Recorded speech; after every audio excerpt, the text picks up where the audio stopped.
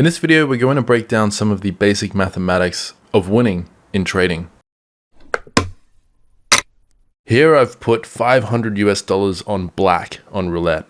I'll show you the outcome at the end of the video, but in the meantime, I'd like to break down some basic mathematical theory in relation to trading financial markets, using this roulette spin as an example of probability theory. Considering about 80% of my audience are not profitable traders, I think many of you are going to find this particular video very helpful in better understanding what constitutes an effective trading strategy. You don't have to understand this theory in order to be a profitable trader, but every profitable trader exploits this theory, whether they know it or not. As you'll see later in the video, I am not promoting gambling. In fact, I'll make a very good case on why you shouldn't gamble. But in saying that, if this bet wins, I'll donate the money to charity.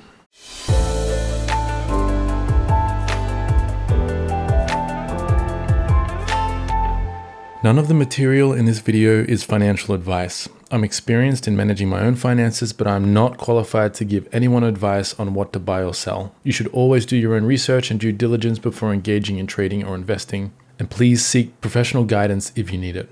Let's go on a mathematical journey. Don't worry, it's not as boring as it sounds. Here's a quick breakdown of what we're going to cover in today's video. There'll be timestamps below. First, let's cover the mathematics of expectancy. Basically, the interplay between our win rate and our risk-reward ratio is what determines our expectancy. Expectancy is how much we can expect to make per trade on average over a sample size. So for a trading analogy, let's assume we have a 50% win rate with a risk-reward profile of 2 to 1.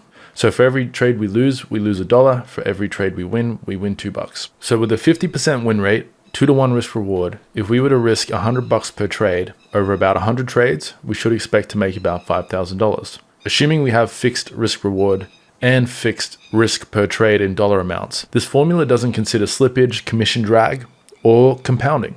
In most cases, we're not going to be risking $100 per trade. We're going to risk a percentage of our account balance, which will grow our risk proportionate to the growth in our account balance. So that positively skews our expectancy over time. And also don't forget tax. Tax has a big impact on the profitability of a system. These are things traders don't typically consider, and they wonder why their system's profitable on paper, but when they go to trade it, they're not making money. We need to consider these factors when we're developing systems. Now, most trading systems typically don't have a fixed risk-reward profile. Some do, but most systems have a dynamic risk-reward. So trend-following systems, for example, they're not going to have a fixed risk-reward. However, this isn't financial advice, but in my early days when I started trading back in 2017, so about 7 years ago now, I started in late 2017, the thing that turned my trading around and took me from being a consistent loser to actually being consistently profitable for a few months in a row was trading a fixed risk-reward system. I was shooting for 2 to 1 risk reward. I had a win rate of about 40-something%, and I made money about 3 or 4 months in a row, and it was a huge breakthrough for me. Now, some of my systems in the Forex markets still use fixed risk reward profiles, but most of my systems have dynamic risk reward, and I no longer stick to that. But in the beginning of my trading career, this really helped me. Understanding this math, applying it to my trading systems, is what turned my trading around and gave me that breakthrough from being a consistent loser to actually making money. So don't underestimate the power of fixed risk reward profiles, especially if you're struggling as a trader. Executing a system with a fixed risk reward instills discipline, it instills confidence, consistency, most importantly, and just instills good habits in your trading. You don't move your stop loss, you don't move your target, you're just always shooting for that fixed risk reward.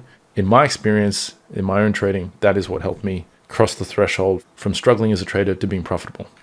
Understanding the mathematics of expectancy also helps us to understand why risk management is so important. So let's apply all of this to my little roulette spin at the start of the video. So American roulette has 38 pockets, 1 through 36, and 2 zeros. It has 0 and 00, so 2 green on the wheel. If you're betting on black or red and the ball lands in one of the zeros, you lose. So this skews the probability. It's not 50-50 like some people might think. Betting on black on American roulette gives me a win probability of about 47%. So it's not a coin toss. That's the house edge. The only other form of gambling that comes close to this sort of win rate is blackjack. That's the only other game where the house edge is slim. Other than poker, obviously poker is a totally different bag of worms, for lack of a better word, because poker you're not competing against the house, you're competing against other players. So of all forms of gambling, poker has the most in common with trading. But to keep things simple, I want to stick to this roulette example. So if I were to bet on black on American roulette, I'd have a 47% chance of winning. So my expectancy would be negative $5 per every $100 I spend. So at best, if I'm really, really lucky over a long sample of bets, I'll leave the casino down $5 for every $100 I've bet. And that's assuming that I get lucky and that I don't encounter a losing streak, which we'll get to later. This is probably the best odds you'll get in a casino outside of Europe. The reason I say outside of Europe is because in Europe, the roulette wheel only has a single zero. So we still have numbers 1 through 36, but instead of 2 zeros, we have 1.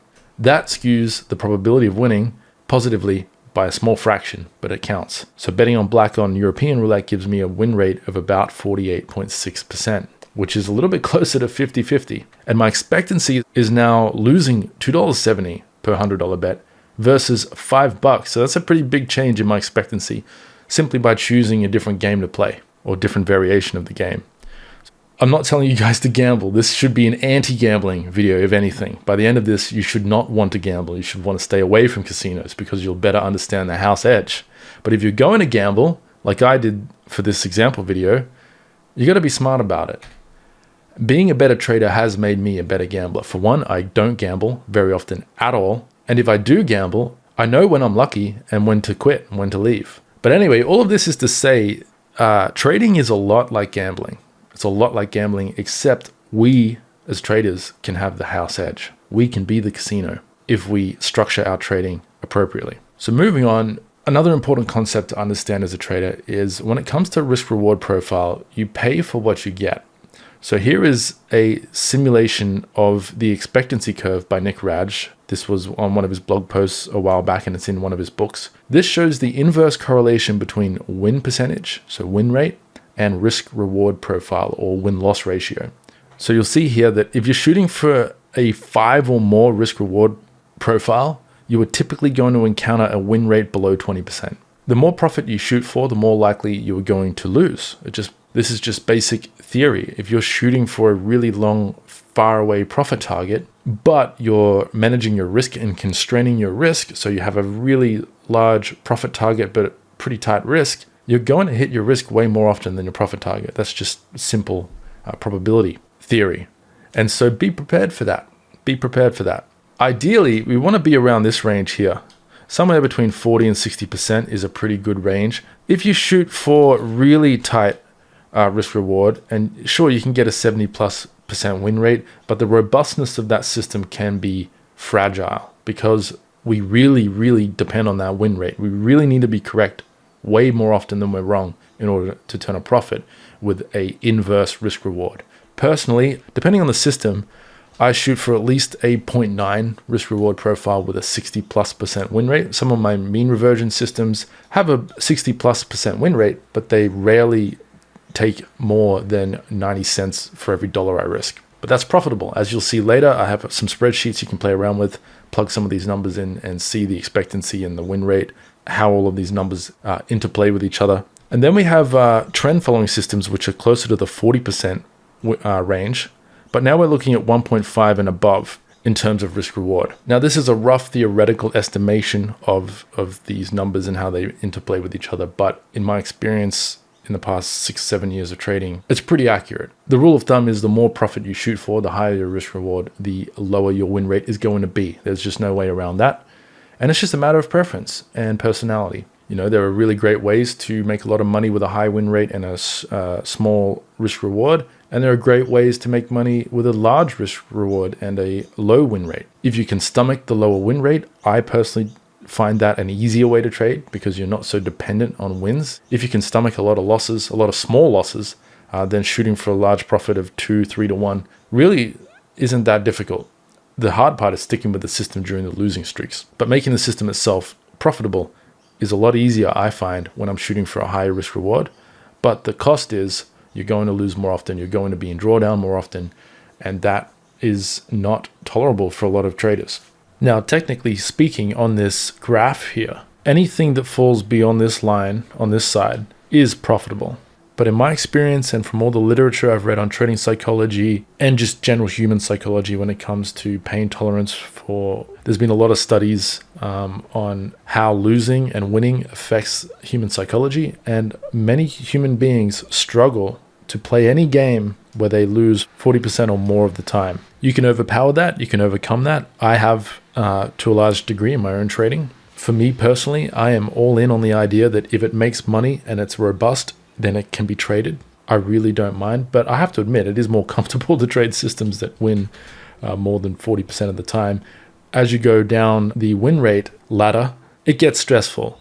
It does get stressful. The drawdowns last longer. Technically, you can potentially make more money on this end of the spectrum because you can shoot for larger reward, but the pain to achieve that reward should not be underestimated psychologically. So this is just something that's worth factoring into system design and development. So let's talk about losing streaks. Losing streaks are always a risk in trading and they cannot be avoided. Please don't try to avoid them. Drawdowns are inevitable. We affectionately refer to losing streaks as traders as drawdowns. I say affectionately, a bit tongue-in-cheek. None of us like drawdowns, but they are the cost of doing business in the markets. There is no way around them. Even Warren Buffett experiences drawdowns. The best traders on the planet experience drawdowns. You cannot get around them. Don't even try. It's a fool's errand. You will not succeed in getting around drawdowns. Sure, there are ways to mitigate them, to minimize them, but you cannot avoid a drawdown. So don't go looking for that system that never encounters bad drawdowns, because you'll be looking forever and you will never, ever find success as a trader. The real question is, what kind of drawdown can you stomach? And structuring a trading system around that number. So for most traders, it's around 10-20% of their capital is about the maximum of their comfort zone. I tend to be a bit higher. I can stomach around 30-35%, but that's because I'm a lot younger than some traders. I have a lot more time to work with. You know, unlike my parents are looking to retire soon. They can't stomach a 35% drawdown in their net worth because that will screw up their retirement. For me, I'm happy taking on more risk if it means more returns over the long run, at least for the next 10 years or so. I know I don't look it, but I'm currently 34 years old. So, you know, I've got a good 10 years of high risk trading in me before I think I would need to start reining that in a bit and protecting my capital a bit more. That's a luxury I have. So with all that said, it's important to understand that even a 90% win rate in trading can theoretically still lose 100 trades in a row. Now, this is astronomically unlikely. It's practically impossible, but it's not literally impossible. The chance isn't zero. There is still an above 0% chance that with a 90% win rate, you could lose 100 trades in a row. Now, you would be the most unlucky human being in the history of the planet, but it's important to understand the theory behind these numbers and to understand the importance of risk management. 90% is a win rate no one can achieve. But even 60%, most traders get a false sense of security and confidence, thinking that just because they win more trades than they lose, then the chances of them encountering a really bad losing streak are so unlikely that they don't plan for it, they don't expect it, and this can be a lot of traders' undoing. So I have a spreadsheet here. There'll be a link to this below in the video description. Using the core probability theory mathematics, we have a sample size of 1,000 trades here. And this table here represents the maximum theoretical losing streak over this sample size. Here's the formula for how I'm calculating this table. Again, I got this formula from Nick Raj, and it's based on probabilistic theory. So this formula is good at estimating losing streaks over large sample sizes. It really just gives us a ballpark figure, a realistic, reasonable estimation of the kind of losing streak we can expect to experience with that win rate at some point. I also have this expectancy spreadsheet, which I'll explain more about later. I've inverted my screen here to keep this dark because the presentation is dark. But if you make a copy of this spreadsheet, there'll be a link below. You can play around with these numbers up here and see how different risk-reward ratios and win rates and risk per trade affect your edge and money management outcomes. The lower the sample size, the lower the chance of the losing streak, because we have such a small sample size that the chances of a bad losing streak occurring are reduced. But if we have 1,000 or more, even with a 90% win rate, we could lose 3 trades in a row over 1,000 trades. If we go up to 1,000,000 trades, Now that number jumps up to 6. So you can see to get this to be 100, I don't know what number we would have to put in here, but it would be pretty big. So the chances are minimal, but they're not 0. And so with 1,000 trade sample size and a 60% win rate, you can expect at some point to lose 8 trades in a row. That is not an unreasonable expectation. That is within the realms of reasonable probability. And so be prepared for that. If you're risking 2 or 3% per trade, can you stomach losing 16% or 30% of your capital when this losing streak inevitably occurs? If you can't, then you need to lower that number. You need to be a bit more conservative with your risk. And if you've only got a 50 or 40% win rate and you're risking 2% per trade, you are going to encounter a 50% drawdown before you know it, almost certainly. So that is the importance of understanding the math behind all of this and structuring your trading and your risk management plans around this knowledge. I'll leave a link to this spreadsheet below, but let's move on. There's a few more things I want to cover. One of the last things I want to mention here is the theory of gambler's fallacy, or the Monte Carlo fallacy. The gambler's fallacy is the belief that past random events influence the probability of future events. And this is simply not true. And we'll go over some examples of this before we wrap up the video today. But for example, let's use the roulette example. In roulette, if the wheel lands on black multiple times in a row, some people might believe that red is due. And I laugh at that because I know people, including my own family, that have fallen victim to this belief in the casino before, when I've been there with them and they've thought, look how many times blacks come up, red's due. I've given up trying to explain to them that it's not, because it's a buzzkill. No one wants to hear that when you're at the casino there to have fun and gamble. But it's important to understand this, especially as a trader. Just because you lost 10 trades in a row does not mean that the 11th trade has a higher chance of winning. Now, it is true that the 11th trade might have a very low chance of being a losing trade if your win rate is high, but that chance is constant, and it doesn't change just because you had 10 losing trades in a row prior to that. It's important to understand that each event in probability is independent, and we'll go over some more examples later. But where this term came from, the Monte Carlo fallacy, the gambler's fallacy, came from the Monte Carlo casino. This is also the term for Monte Carlo simulations. I already did a video on that, so go and check that out if you're interested. But back in 1913, at the Monte Carlo casino, the roulette wheel landed on black 26 times in a row.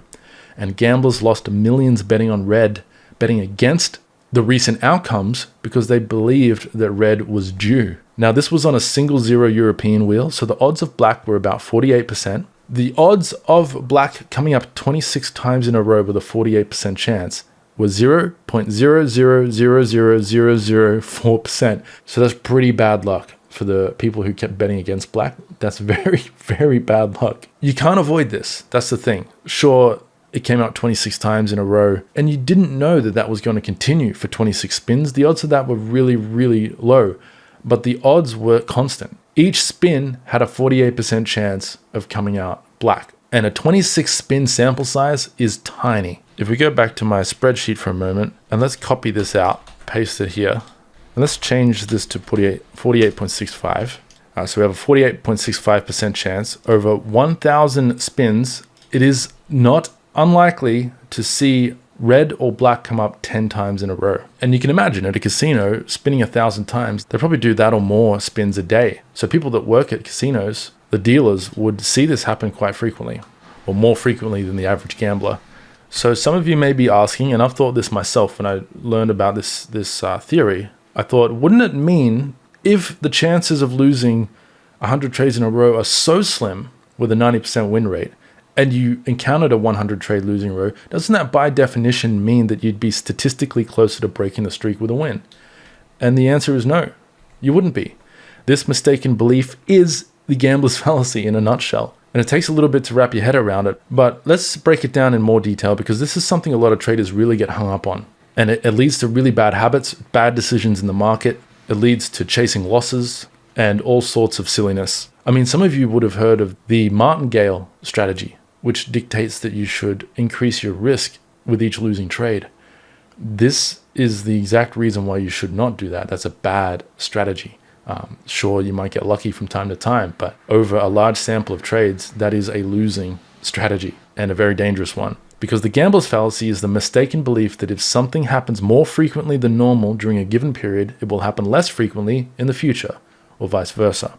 So for example, if you flip a fair coin and it lands on heads 10 times in a row, the fallacy is believing that the next flip is more likely to be tails to balance things out. But in reality, the coin still has a 50% chance of landing on heads or tails regardless of previous outcomes. Each bet or event, like a coin flip or a roulette spin or a trade for that matter, is independent of the previous ones. So if you have a 90% chance of winning a bet, the outcome of previous bets doesn't change that probability. The odds of winning or losing each individual bet remain constant, no matter how many times you've won or lost before. So how does all this apply to trading? Here are a few key points.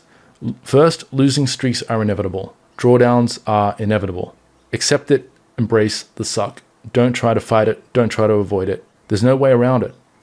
When you're dealing with probabilities, as we do as traders, you are going to encounter losing streaks, no matter how good you are at trading, no matter how often you win. And that is why risk management is key to successful trading. No matter how good you get at trading, there is always the danger that the next trade will be a loss or the next 10 trades will be losers. And if you don't manage your risk properly, you are going to blow up. Understanding all of this will motivate you to be a better risk manager, which will, in turn, make you a more profitable trader over the long run. It also should encourage you to stick to your plan, because you don't know what the next trade will be regardless of recent trade outcomes. I know it's tempting to think you do, but you don't. You really don't. The markets don't care what your last trade's outcome was. That's the best thing about trading. It's not personal. The markets are not personal. They don't care about your situation. They don't care about your financial situation. That's why it can ruin you, and that's also why it can make you rich. It does not discriminate. The only discriminating factor is the money you have at risk, leverage, things like that. It doesn't care if you're poor. It doesn't care if you're rich. It doesn't care if you can afford to lose the next trade or not. It just doesn't care. It's going to keep going on, keep randomly moving as it does over time.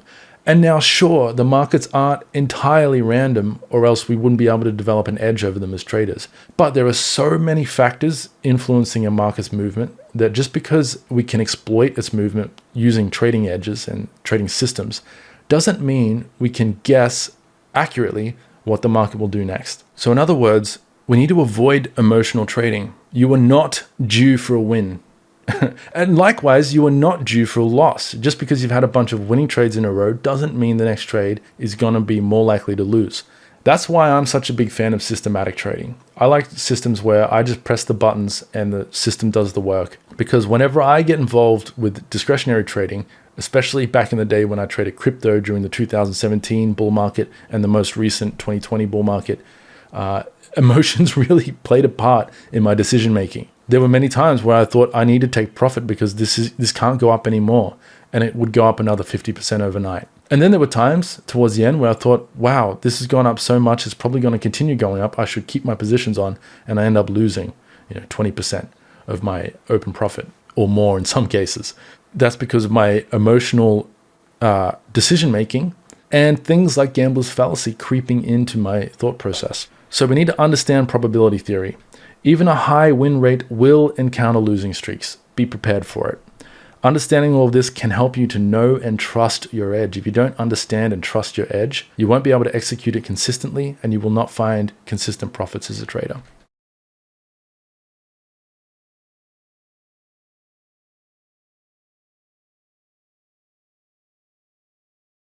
Yes! Oh, there you go. So you double your money? Yeah, that's going to charity. Nice.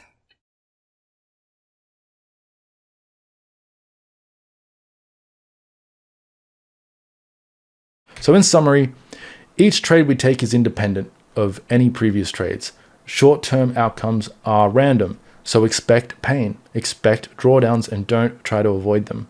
Instead, plan for them, mitigate them, manage your risk, keep your risk constrained in the context of your system. So depends on your win rate, depends on your risk reward profile on average. We don't always know these numbers statically, but we need to have a good understanding of what to expect over a large sample size. So we need to be thinking in terms of blocks of 100 trades, at least 100 trades, if not more. Think of the next 1,000 trades. What is likely to happen over the next 1,000 trades? And a lot of this information, we're not going to be able to know unless we backtest. And that's something I'll go into more detail in future videos and put together a whole course on when I get time, at least for TradingView and the strategy tester, which is a complex beast to wrap your head around. But through the process of sound backtesting techniques, Monte Carlo simulation, which we'll get to later, and I've done a video on that previously, and just developing robust systems that can withstand losing streaks, which can withstand the randomness of markets. That is how we deal with drawdowns. We don't try to avoid them. That's a losing game, and it leads to bad habits, bad decision making, bad trading psychology, all kinds of dangerous pitfalls. So accept drawdowns and understand your edge intimately. That is key to good trading. Understanding these numbers and how they affect your edge over the markets is really important to having confidence in the system and being able to execute it consistently. Most traders fail because either they do not have an edge over the markets, or they have an edge that works, but they don't understand it well enough to have confidence in it, to trust it, and to withstand those losing streaks that inevitably come along. Any of us who have been trading for any length of time all know traders who system hop from system to system. They encounter a losing streak and they think, oh, this system doesn't work, or it's not as good as I expected, and they move on to the next system when that system could have been profitable.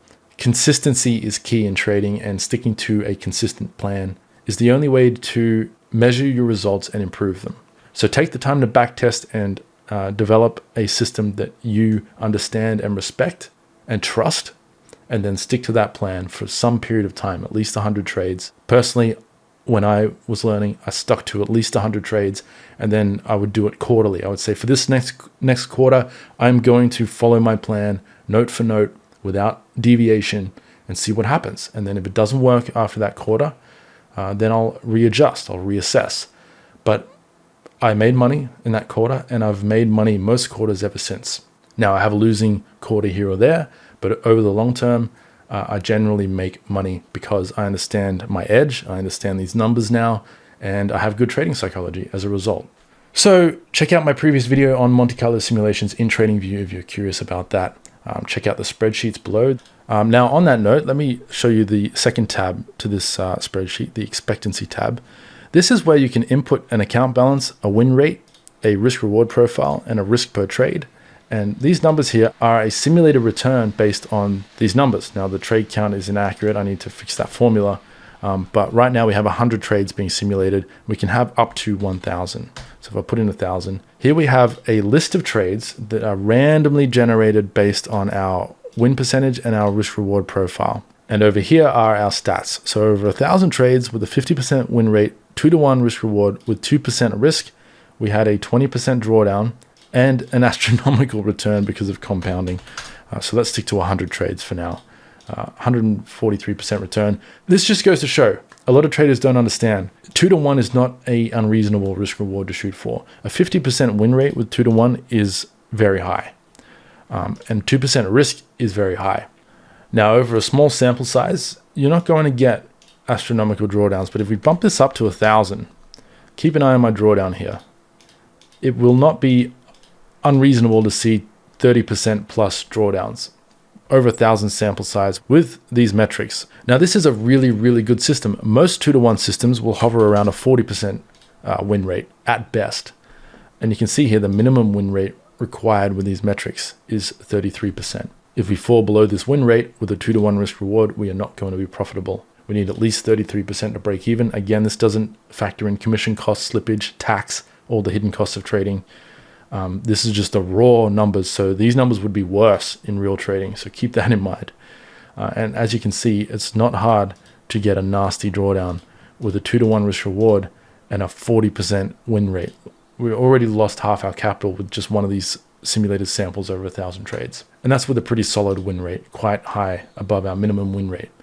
So what does that tell me? That tells me that 2% risk is too much.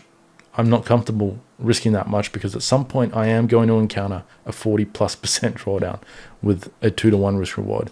So I need to drop this down to 1%. 1% would probably be acceptable for me. I don't think we're going to encounter a drawdown above 30% with a 1% risk, 2-to-1, 40% win rate. These are the sort of metrics I try to shoot for in my trading. They are reasonable. They are realistically achievable in a trading system. So these are the kind of realistic numbers I'm looking for. And playing around with a spreadsheet like this can help you wrap your head around the math, wrap your head around what to expect with these numbers and the theory behind all of this. Again, this is all just theory. In live markets, things will be a little bit different. But anyway, if you want to play around with the spreadsheet, you can come to the link in the video description, click File, and click Make a Copy. Don't request to edit the spreadsheet because I won't allow you to, because if people screw it up, other people can't use it. So make a clone of this spreadsheet, make a copy, and then you can do whatever you want with it. Finally, check out my PineScript Mastery course if you're new to PineScript or TradingView and you want to learn how to make your own scripts for that platform. I've got more content on my YouTube channel, so go and do a deep dive on that if you're curious. Finally, just believe in yourself, do the work, and be the casino, not the sucker. Don't be the gambler, be the house edge, and you will find success as a trader eventually. I don't know what that will look like for you, but I've done it. All my trading mentors have done it. A few of my friends who are traders have done it. It can be done, but it does take hard work. It takes understanding this theory. It takes good trading psychology, good habits, consistency, experience, education, teaching yourself these things, learning the ropes properly, and instilling good habits. It's not easy, but it can be done. And finally, the profits from that roulette spin are going to go to Traders for a Cause. So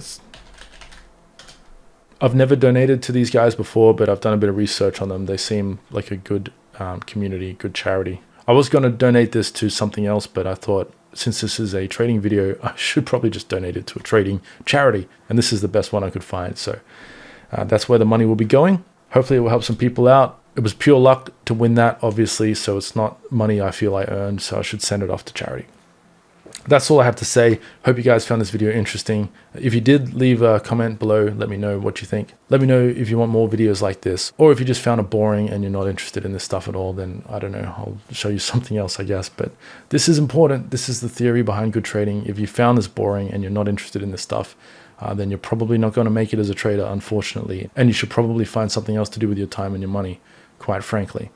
But anyway, with that said, I'll wrap this up here. Best of luck with your trading and everything else you're up to. I love you guys. Take care, and I'll speak with you soon. Goodbye.